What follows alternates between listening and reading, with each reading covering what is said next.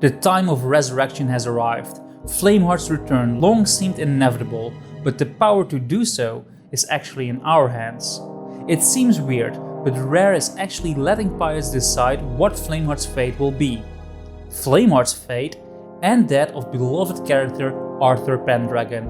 What once seemed like a no-brainer is turned into a choice of morality, and I love it. We, the people, can actually seize the power and stop this tyrant. Just because his resurrection is expected doesn't mean I will roll over and let it happen. No, I will not let myself be controlled by some warmonger and be just another puppet that will dance to his tune. As a pirate, I like to be free. However, as a player, I like to be honest. You will probably hear a lot of propaganda for both sides these coming weeks, and we are going to have a lot of fun with it. I hope you do too, and I hope you get passionate about it, as long as, keep it nice. But before I will defend the obvious right choice of saving Pendragon, I'm also going to give you my feelings straight. Flameheart being resurrected and condemning Pendragon to a dark fate seems more interesting. Sea of Thieves has this problem where characters always have a chance to return to the world of the living, and locking Pendragon away in the Sea of the Damned, or whatever they have planned, would feel like our choices have major consequences. Also, I would love to see this guy wake up and walk out of his coffin. A lot of players have been waiting for this moment since the day came out, and hey, I am one of those players, obviously I am. However, me and fellow creator A Shining Ray like to collaborate together, and since he is the greatest Reaper fanboy I know, I'm going to side with Athena. And it does feel right to me. I usually like to be the good guy in video games, and when Rare gives me the power to make my choices matter, I am going to seize that opportunity. I also want to give quick credit to the developers, since we can already see the next step of the huge changes that are coming to New Golden Sands. I don't know about you, well, actually I do know about you since I made this poll, but these new structures really excite me, and I think we can expect this outcome to have huge consequences as well, for both sides. But what will we get when we win this time? On surface level, it's not that exciting.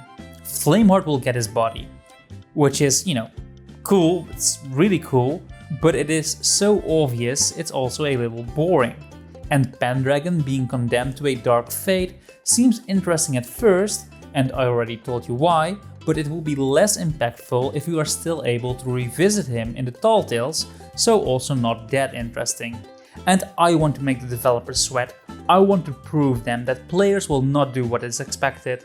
I want them to reward the players like we are getting rewarded with Golden Sands.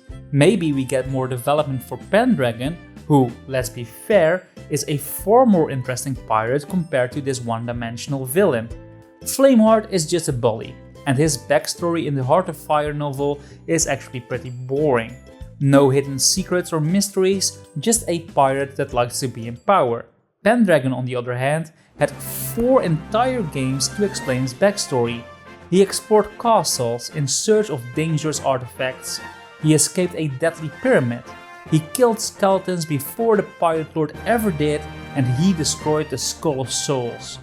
Not just any skull, the Skull of Souls. And of course, we all love his presence during the Tall Tales, and I think we all cheered when the Black Witch appeared during the Shrouded Deep adventure.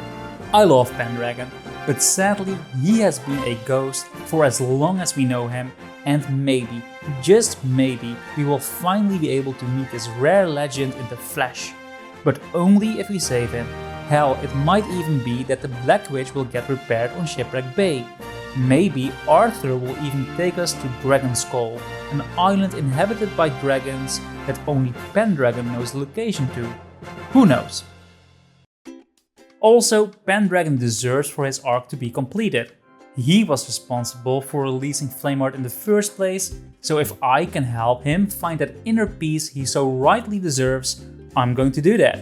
And even if this isn't the end to Pendragon, which I think it should, it certainly isn't the end to Flameheart. The plan is to trap Flameheart in the Sea of the Damned. which still leaves a lot of opportunity for his story to continue. Yeah, seeing him fully resurrected is probably more interesting, but hey, you are watching Athena propaganda.